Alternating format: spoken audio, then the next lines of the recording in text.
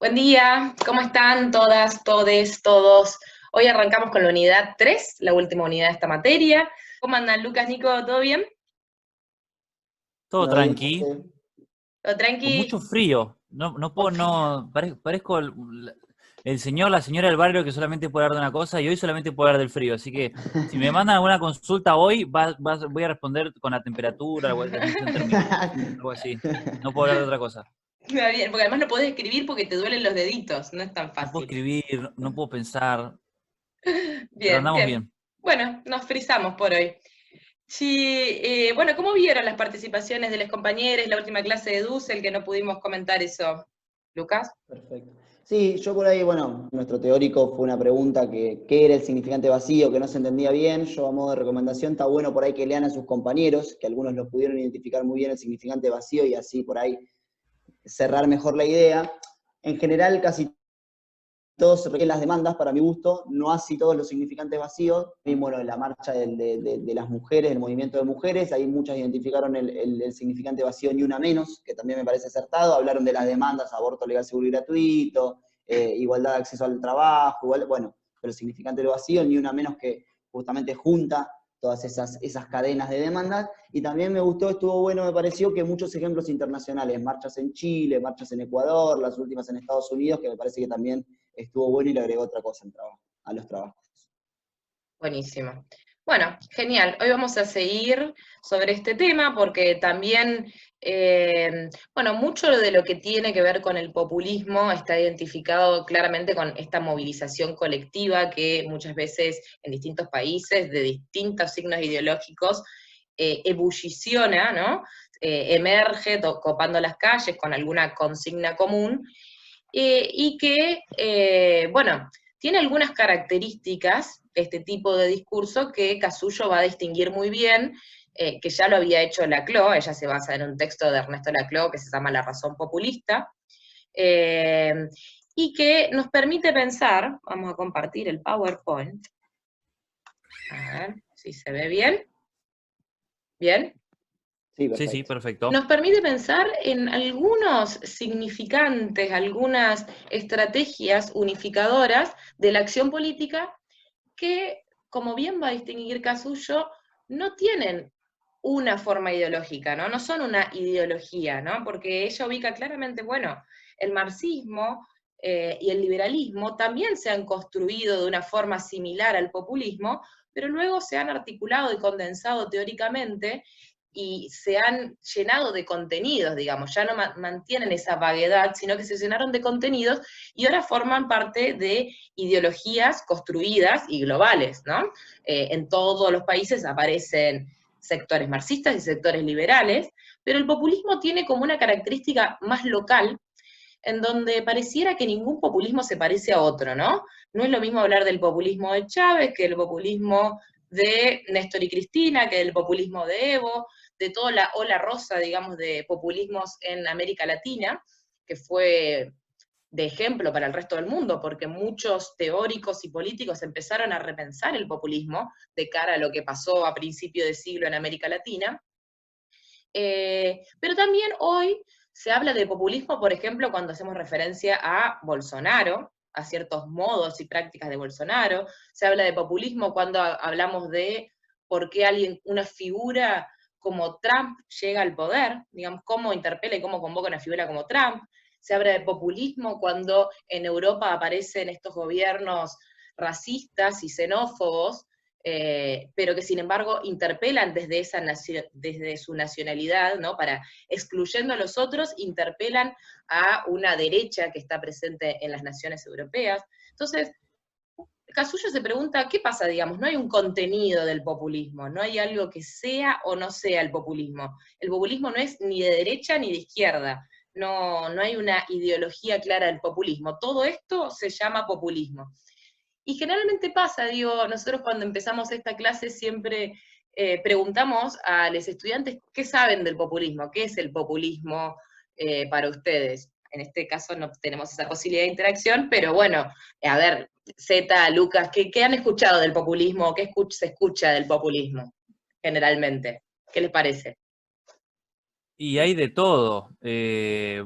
por suerte bastante ya hablamos acá en la clase, entonces tenemos como una base mínima de que es como que se lo atribuyen a determinados candidatos o determinadas presidencias latinoamericanas que tienen que ver con un estado de bienestar social, con una preocupación por las clases más bajas, que me parece que tiene mucha consonancia con lo que decías vos, José, de que se está utilizando mucho ahora en un montón de aspectos. Hay gente en Estados Unidos que está diciendo que ahora, con todo lo que pasó en este fin de semana, hay un insurgente populismo negro o populismo afroamericano que está tomando las calles, y como vos decías, José, cada populismo es diferente, y no es ese mismo, el populismo negro o afroamericano actual que está tomando la calle en Washington, el mismo populismo que toma la calle acá en Buenos Aires por lo que sea que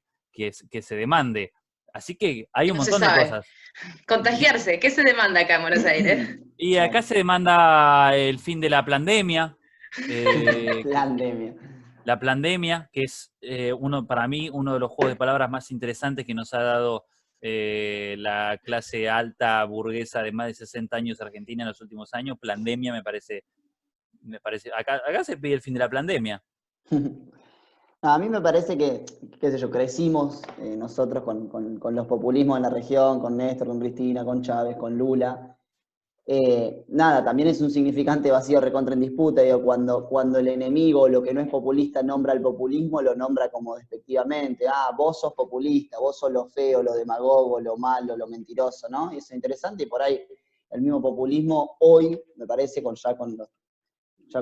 cierta agua bajo el puente que corrió y demás, se autodenomina populista. Digo, quizás antes del kirchnerismo en sus inicios, no sé si se autodenominaba populista o en una frase que por ahí generaba un impacto, pero hoy me parece que es un concepto que ya se va introduciendo más, se va teorizando cada vez más, entonces también hay una apropiación del concepto populismo y una resignificación de ese concepto que fue peyorativo para los medios de comunicación y propio para el macrismo, y después creo que con respecto a otros lugares del mundo, siempre pensar un nacionalismo en Europa es muy distinto que pensar un nacionalismo en la Argentina o en Latinoamérica, porque tiene que ver un nacionalismo más xenófobo, más racista, como el europeo, otro es más de defensa de los intereses nacionales, de la soberanía nacional, porque siempre nos han pisado esos países, entonces hay que pensar dos nacionalismos muy, muy distintos, y a mi entender, ya en una línea ideología política, Trump y Bolsonaro no tienen nada de populistas. Muy interesante lo que decís, porque también nos remonta desde al primer texto que trabajamos en la clase, el de Quijano, el colonialismo, ¿no? Que no es lo mismo pensar un populismo o un nacionalismo en una nación colonizadora, como son las europeas, que en una nación colonizada, ¿no? En una nación colonizadora siempre el nacionalismo va a ser imperialista, expansivo, negando la diferencia, pero en una nación colonizada históricamente, los nacionalismos son como un acto de lucha y de reivindicación. Cuando nosotros desde Argentina, teniendo todavía incluso prácticas de imperialismo muy cerca, ¿no? En el caso de Malvinas, hablamos de la patria, estamos hablando en realidad en un sentido defensivo, en un sentido subalterno, en un sentido que incluso se puede relacionar como de un acto de subversión de eso hegemónico, ¿no? Tal cual. De hecho, yo esto lo empecé a pensar cuando muchas veces he escuchado decir, Perón es nacionalista como Mussolini, Perón es nacionalista como Hitler. Bueno, digo, me parece que es pensado de una matriz muy occidental, muy liberal, digamos. No, Perón es nacionalista de la matriz latinoamericana, digo, de defensa de la soberanía. No lo pienses con esa misma matriz occidental liberal europea, porque otras realidades. Sí, además reconociendo un pueblo diverso, pienso en el caso de Evo, nación, pero plurinacional, con múltiples lenguas, con múltiples identidades, ahí hay una tensión que se da, es propia de las naciones subalternas o colonizadas históricamente. Y como bien decías antes, es cierto que el populismo tiene una connotación negativa. Quisiera compartir con vos de que eso ya ahora está un poco resignificado, pero la verdad es que pienso que sigue siendo como en espacios minoritarios. Pero si lo decís en un medio de comunicación, enseguida decís populista y el común de la gente entiende demagogia, manipulación, clientelismo, todas cosas malas que tienen que ver generalmente con la figura de un líder y de sus seguidores, ¿no? Que cuando hay líder y seguidores leales, la gente tiende a interpretar que hay manipulación, que hay intercambio de favores o cosas ocultas y sospechosas, ¿no? No se entiende ese vínculo líder-seguidores desde otro lado. Y yo creo que lo interesante, tanto desde Laclau como de Casullo, es que empiezan a entender ese vínculo desde una forma que también es muy beneficiosa para el pueblo. No es que el pueblo es una masa que está siendo manipulada en contra de intereses de que una persona necesita tener poder porque es ambicioso, sino que el pueblo, si no tuviese la presencia de un líder, no podría muchas veces tener representación política, no podría tener participación democrática por fuera de los espacios institucionalizados y conservadores, digo, ir a votar cada tantos años, no podría reclamar la parte que le corresponde de la sociedad, ¿no? Esto que aparece muchas veces en el texto de Casullo, de que el pueblo es, que también es una frase de Rancière, el pueblo es el sector que no tiene parte, ¿no? Es la parte que no tiene parte, ¿sí? Entonces, hay un desacuerdo fundamental en la sociedad, dice Rancière, cuando la parte que no tiene parte, es decir, no tiene riqueza, no tiene propiedad, no tiene representación dentro de los órganos institucionales, la parte que no tiene parte reclama, ¿no? Reclama su parte. Entonces ahí comienza el conflicto originario de la política, la tensión originaria, la grieta dialéctica que va a construir a la política.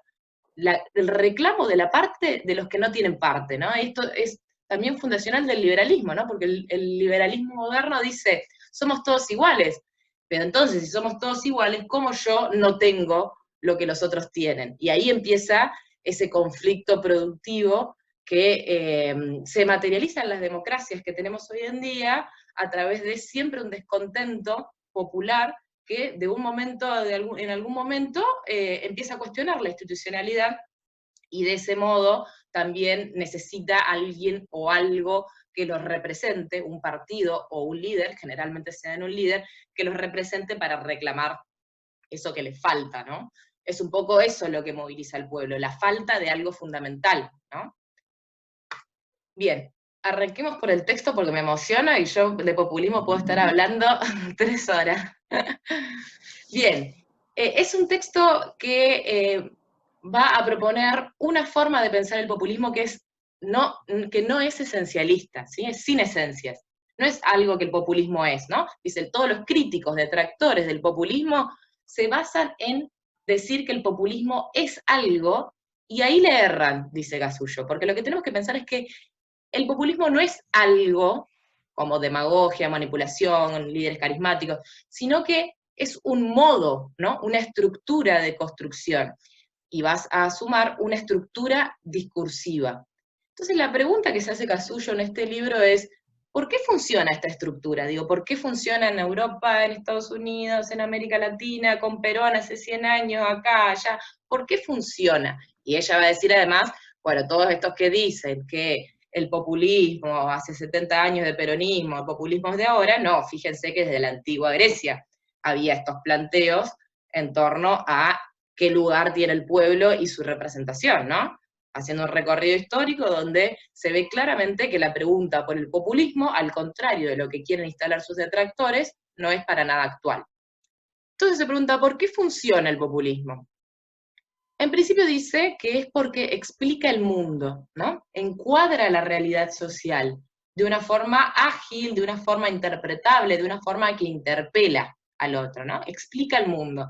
Cuando a veces los conocimientos tecnocráticos racionalizados de datos, de cifras, de mucha información, terminan siendo para unos pocos, o no terminan de explicar por qué, una simplificación que hace el populismo puede transmitirse de modo que todos entiendan, bueno, el mundo, esto es bueno, esto es malo, hay que ir por acá, ¿no? Explica ese mundo. Y también como parte de esto se traduce en acciones concretas, rápidas y posibles, ¿no? Si yo te digo, este es tu amigo y este es tu adversario, ¿no? El pueblo sí, la oligarquía los malos, claramente yo puedo rápidamente diseñar algún curso de acción que sea apoyado contra ciertos privilegios de la oligarquía, de las élites, ¿no? Entonces, tiene una aplicación pragmática sencilla, concreta y de rápida utilización, ¿no? En tercer lugar, genera representación e identidad política, ¿sí? De modo más eficaz que el discurso liberal. Es decir, uno se identifica con ese discurso, se identifica con una persona, con un líder, pero también con ese discurso. Es algo que construye esa comunidad del pueblo, ¿no?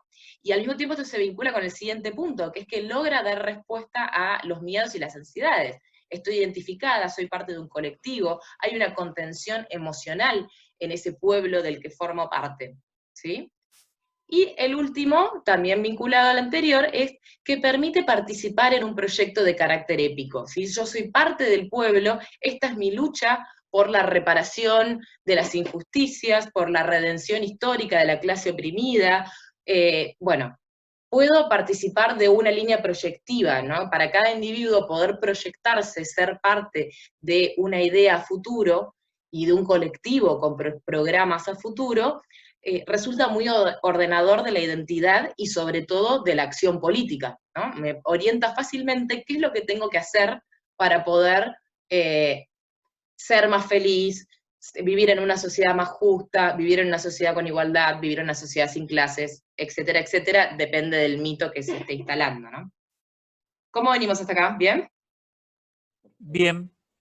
Ahí encontré, estaba buscando para compartirles, después seguro les voy a dejar, si José me da permiso. Encontré una nota de 20 minutos, que es un portal español, que dice que es populista bajar los sueldos de los ministros o reducir ministerios para afrontar la pandemia.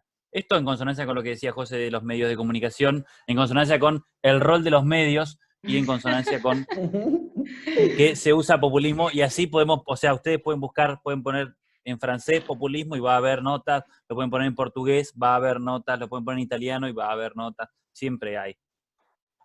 Exacto. Hoy justamente no está la ola rosa de principio de siglo, sino esta ola de derecha de los populismos, ¿no? Así que supongo que la identificación va a ir más por ese lado. Pero lo interesante que dice Casullo es que el populismo funciona, fíjense que esto es un poco funcionalista, nosotros lo criticaríamos, ¿no? Pero que funciona, digamos, es eficaz justamente porque no tiene ningún contenido, ¿no? Sino por su carácter polisémico, por su carácter vacío, ¿no? Es una forma, es un significante, no un significado, ¿sí? Es una forma que apela a determinadas estructuras narrativas y por eso funciona, es eficaz, ¿sí? Y justamente dice que funciona a pesar de la poca claridad de la argumentación, digo, a pesar de la vaguedad, ¿no? A pesar de que nos comuniquemos con conceptos abstractos, que digamos, hay que defender la patria contra los buitres y cipayos, ¿no? Es algo general, es una personificación, los buitres, el FMI, ¿no? El FMI como un antagonismo externo, y los cipayos que le hacen el juego al FMI, entonces el antagonismo está claramente definido con un par de palabras y de identidades que bueno, que uno resulta muy fácil posicionarse, no es algo que tenga que explicarte cómo se hace la deuda, el canje, no te tengo que dar tantos datos para que vos te des cuenta que los buitres del FMI nos están saqueando, ¿no? Por eso es una estructura narrativa sencilla. Incluso dice, funciona a pesar de que se sostienen liderazgos carismáticos, ¿no? Que se sostienen personas. Las personas tienen el problema de que son efímeras, ¿no? Por eso también a veces dicen los pueblos son efímeros, porque los pueblos se reconstruyen en función de la enunciación de un líder, ¿no? Un líder los convoca, construye ese pueblo, pero ese líder no dura para siempre, ¿no? A veces ahí está el problema de cómo se continúa un proyecto político o se construye un partido, una institucionalización, como para que no sea tan efímero, ni el líder ni el pueblo, ¿no? Porque sus discursos son emocionales, bueno, funciona justamente porque sus discursos son emocionales, y eso implica que haya un involucramiento de ese pueblo, ¿no? Un apasionamiento, podríamos decir, la crispación, digo, todo esto que es una pasión, ¿no? Y que justamente por eso tiene fuerza de acción, tiene fuerza de movilización y constancia en esa lucha, ¿sí? Sí, yo pensaba, por qué? José, Sí, perdón, Lucas. Para agregar algo, a esto que vos decís, digo, cómo le ha costado en general a los procesos populares justamente una alternancia, digo, pensamos en Perón, con la primavera camporista, pensamos mismo, bueno, con Cristina, pensamos lo mismo con Lula, ni que hablar con lo que le pasó a Correa, digo, Correa tenía un candidato que lo traiciona y ahora Correa está exiliado de su país, digamos. Entonces, también hay una trampa del liberalismo y la regla del juego del liberalismo democrático, que es esta alternancia que se propone del poder para una supuesta democracia más dinámica, mejor y más plural, que en verdad me parece que tiene escondido detrás un juego político liberal. Es eso, bueno, no continúes porque lo que le interesa al poder real, y porque para el poder real construir un candidato, un líder, es mucho más fácil, digo. Es plata, 2 o 3 herramientas. Yo recuerdo siempre la elección de Narváez, que no lo conocía nadie, y en un mes ganó una elección legislativa en la provincia de Buenos Aires. Digo, y para un líder populista, todo el equilibrio que tiene que conseguir entre trabajadores, jubilados, jóvenes, y los distintos sectores y las cadenas de equivalencia que tiene que anudar y generar, es mucho más complejo que lo que le genera el poder real al mercado, a los medios de comunicación, generar un candidato funcional al poder real. Ojo igual ahí, porque fíjate que de Narváez se articula bajo el significante vacío de la inseguridad, ¿no? Claro. Lo mismo que Macri debajo del significante vacío del cambio. ¿El cambio a qué? No sé, la revolución de la alegría, significantes vacíos, ¿no? Eso sin duda para todos, pero sin duda que el poder real, digamos, pone líderes, los crea como productos de mercado prácticamente. Digo, y los líderes populares, digo, no son creados como productos de mercado, sino más bien, por lo menos en nuestra región, son creados del mismo pueblo, son productos del mismo pueblo. Y eso cuesta un proceso político de mucho más largo tiempo, es una construcción más real. Sí, sí. No, y aparte, el ejemplo de Narváez, está bien que la mayoría de los chicos y chicas que están viendo esto, cuando fue lo de Narváez, eran muy, muy, muy chicos. Sí, no, y además fue así como desapareció ya, no se sabe ni qué fue así, pero es paradigmático Anica porque... Alicate, ¿no se acuerdan? Se tienen que acordar. Claro, pero si no se acuerdan, búsquenlo, porque Lucas lo dice porque de repente apareció en carteles, en los programas de tele, estaba con Tinelli, estaba en los reality, fue como un boom de 2 meses, elección, y después... No, igualmente claro que significantes vacíos. De hecho, bueno, de Narváez era tengo un plan, digo, significante más vacío que ese, sin duda. Digo, han trabajado con significantes vacíos. Lo que quería en realidad hacer notar es que uno piensa en populismo y rápidamente piensa en la historia reciente en Cristina. Pero Macri fue muchísimo más populista que Cristina. Muchísimo más populista. En este modo que entiende Casullo. Porque Macri utilizó todas las estrategias de la emoción, interpelar a la emoción, ¿se acuerdan? Macri que aparecía llorando, un Macri que aparecía con una señora que le besaba el pie, era Macri, ¿no? Ese que se besaba. Digo, apelaba a todos esos recursos, también apelaba al cero dato, ¿no? Nunca racionalizó un discurso, no había tecnocracia en el gobierno de Macri. No se explicaba ningún número ni nada, era simplemente consignas, palabras vacías, argumentos poco precisos, cuestiones así como estos significantes vagos, como el cambio. ¿El cambio de qué? Nada, cambio solo, diferente a lo anterior, ¿no? Estos relatos antagonistas, ¿no? ¿Qué más antagonístico que hablar en todo discurso de pesada herencia, todo esto por la pesada herencia, por el peronismo, los 70 años de destrucción peronista? Digo, si hacemos un recuento de cuánto antagonismo construyó Cristina y cuánto antagonismo construyó Macri, no sé cómo termina esa balanza, ¿eh? Porque Macri cada vez que tenía una aparición pública construía antagonismo.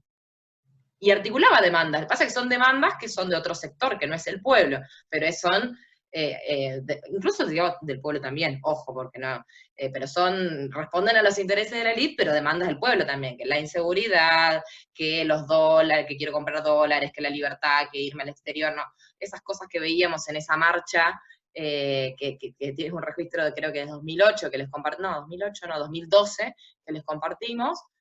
Bueno, ahí hay un pueblo que se genera por consignas que no son redistribuidoras de riqueza, sí, pero hay un pueblo, ¿no? Entonces, eso es lo que nos está haciendo notar Casullo. Si hoy podemos decir que Bolsonaro es populista, prestemos atención porque en Argentina tuvimos un populismo también, que odiarían designarse como populistas, pero que claramente si lo tomamos como una estrategia discursiva, como un tipo de discurso, fueron populistas, ¿sí? Entonces retoma este concepto de Laclau que dice que el populismo en realidad es un modo de construcción política, ¿no? Es un modo de discurso. ¿Cómo es ese modo de discurso? Es una narrativa política performativa, ¿sí? Hace cosas, al mismo tiempo que dice, genera acciones, genera realidad, performativa, que dicotomiza el espacio político en un nosotros y un ellos. Dicotomiza, lo parte en dos. Por eso en la clase pasada les decía a Lucas que la grieta es fundamental para la política, ¿sí? Esto dicotomiza el espacio político, articulando diferentes demandas en cadena equivalencial, ¿sí? Trabajadores, científicos, amas de casa, o el que quiere viajar al exterior, el que no puede comprar dólares, el campo, digo, de cualquiera, campo de derecha, campo de izquierda, hay una articulación de demandas en cadena equivalencial. Y el líder se transforma en un significante vacío que expresa y condensa esa cadena, ¿sí? Macri también unifica una cadena equivalencial, la figura de Macri, ¿no? Por eso también cuando la consigna antagónica es chau Macri, no es solamente chau Macri, porque Macri es contingente, Macri es aleatorio, sino cuando decís chau Macri es chau al endeudamiento, chau a el congelamiento de los salarios, chau al aumento de desempleo, ¿no? Entonces Macri va a significar toda esa cadena, ¿sí? Por eso es un significante vacío el nombre del líder. La lealtad, y por tanto la lealtad de los seguidores se expresa hacia el líder, no hacia el programa. Y esto también se ve tanto en las dificultades de continuidad que tienen los proyectos de izquierda como de derecha, ¿no? Que en el caso ahora, digamos, tuvimos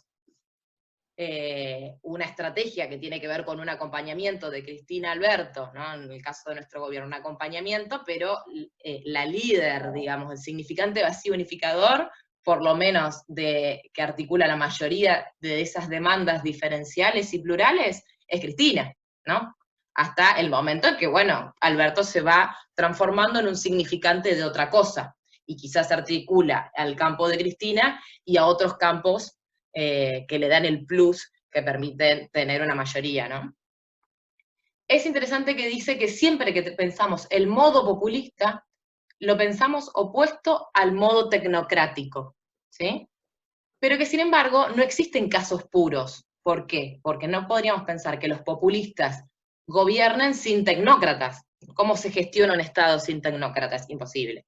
Viceversa, los tecnócratas, ¿no? Los neoliberales tecnócratas que salen de las empresas y replican eso en el sector público, tampoco pueden ganar elecciones sin modos populistas, es decir, sin interpelar las emociones, crear repertorios de acción, etcétera, etcétera. ¿Cómo venimos? ¿Bien? Sí, joya. Entonces dice Casullo que lo particular del populismo es que construye mitos, ¿no? ¿Qué son los mitos? Bueno, los mitos construyen esta dicotomía, digamos, esta dicotomía que es pueblo, élite, que Casullo dice muy bien cómo eso es histórico, y desde Grecia, pasando por Maquiavelo, hasta el liberalismo, hay una dicotomización y una construcción mitológica de un pueblo. ¿Qué son estas identidades? Son colectivos imaginados que se crean discursivamente en cierto contexto enunciativo, ¿sí? Esto es lo que decíamos en la clase anterior.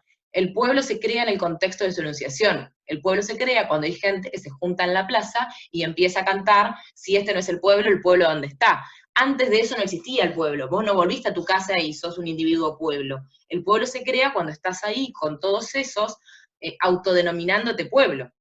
Y es efímero también, porque así también puede dejar de existir si no nos volvemos a movilizar y a encontrar. Entonces, dependen de la palabra del líder, ¿sí? Dependen de que el líder les dé existencia a través de su palabra, y digan, ustedes que son el pueblo dañado por estas oligarquías que históricamente tuvieron privilegios, y además, digo, esto que dice respecto al pueblo, es que existe, el pueblo existe, no podemos decir que no hay una realidad o una materialidad, pero que si no lo explicás y no lo narrás, que es lo que hace el líder, no tiene sentido, ¿no? Es un sinsentido, es un pueblo que, nada, desaparece, reaparece, convulsiones, como pasa en muchos países, digo, como pasa en Chile, el pueblo aparece, el pueblo aparecer y bla. ¿no? Porque no tiene un líder que pueda explicar el sentido histórico de ese pueblo, el origen de ese pueblo, y también la función que tiene ese pueblo para la sociedad, o sea, el proyecto de ese pueblo para poder llegar a una reparación social. ¿Sí?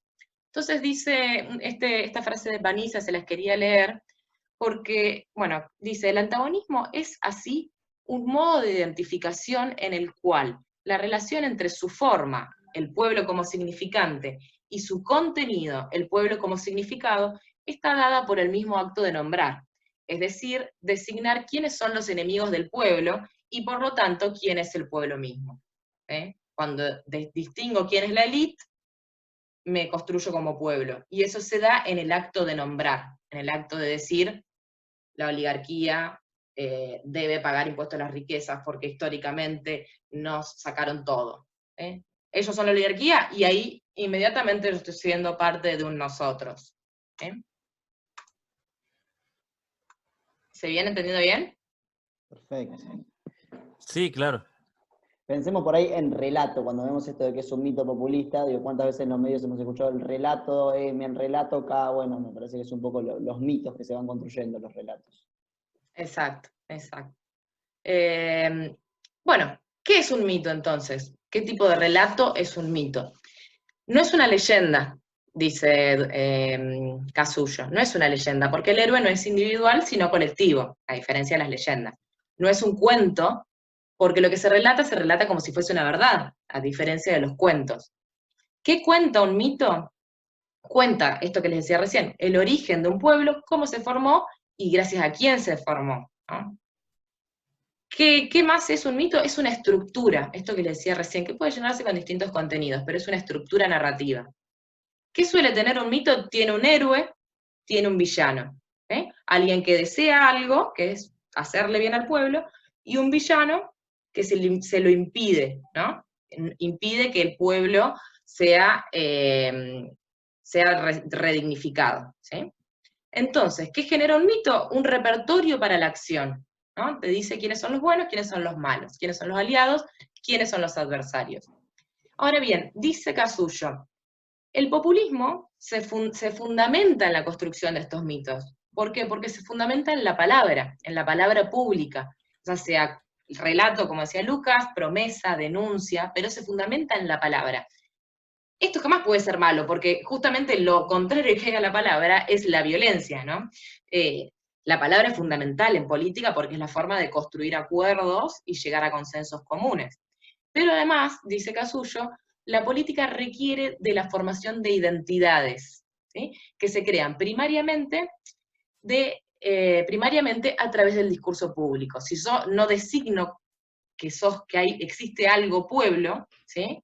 No podría yo identificarme con un pueblo, ¿sí? Entonces primero se crea la categoría, el significante articulador, y después cada sector puede irse articulando con ese significante. La política es eso, es la creación de identidades colectivas. Tiene 3 objetivos el mito populista, según Casullo.